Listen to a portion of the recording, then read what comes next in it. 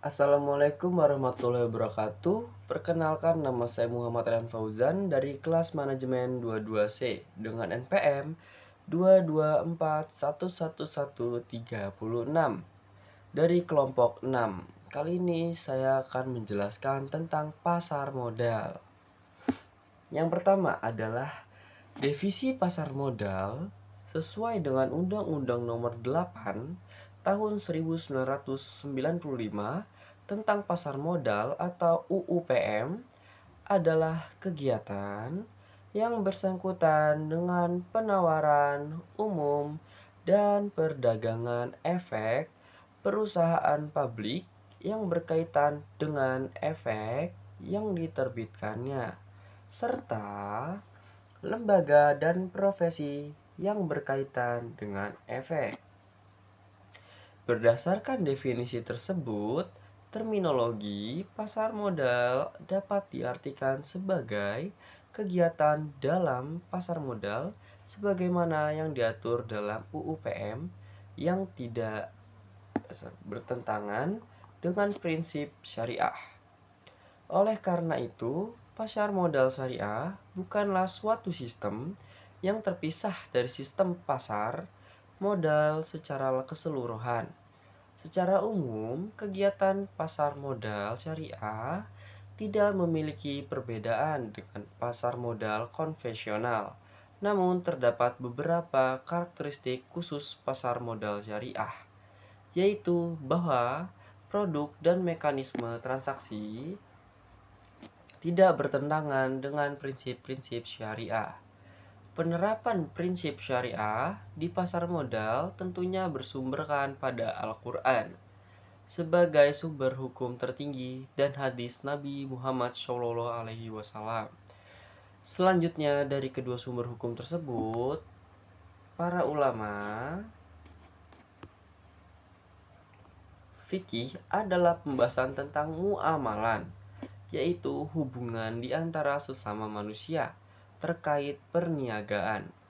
Berdasarkan itulah, kegiatan pasar modal syariah dikembangkan dengan bisnis fikih muamalah. Terdapat kaidah fikih muamalah yang menyatakan bahwa pada dasarnya semua bentuk muamalah boleh dilakukan kecuali ada dalil yang mengharamkannya. Konsep inilah yang menjadi prinsip pasar modal syariah di Indonesia. Selanjutnya, menurut dasar hukum, sebagai bagian dari sistem pasar modal Indonesia, kegiatan di pasar modal yang menerapkan prinsip-prinsip syariah juga mengacu pada Undang-Undang Nomor 8 Tahun 1995 tentang pasar modal. Berikut peraturan pelaksanaannya. BPPMK LK selaku regulator pasar modal di Indonesia memiliki beberapa peraturan khusus terkait pasar modal syariah sebagai berikut. Peraturan nomor 2 K1 tentang kriteria dan penerbitan daftar efek syariah. Yang kedua adalah peraturan nomor 9 A13 tentang penerbitan efek syariah. Yang ketiga adalah peraturan nomor 9 A14 tentang akad-akad yang digunakan dalam penerbitan efek syariah. Selanjutnya adalah sejarah dari pasar modal syariah.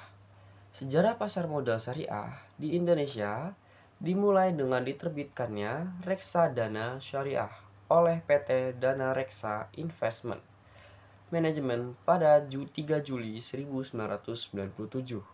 Selanjutnya, Bursa Efek Indonesia atau DH Bursa Efek Jakarta bekerja sama dengan PT Dana Reksa Investment Management meluncurkan Jakarta Islamic Index pada tanggal 3 Juli tahun 2000 yang bertujuan untuk memandu investor yang ingin menginvestasikan dananya secara syariah.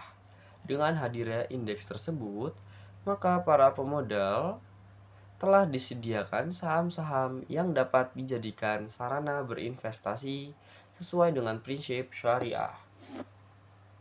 Sebaik sepertinya sekian dari saya Muhammad Rian Fauzan. Maaf jika ada salah-salah kata. Saya akhiri. Wassalamualaikum warahmatullahi wabarakatuh.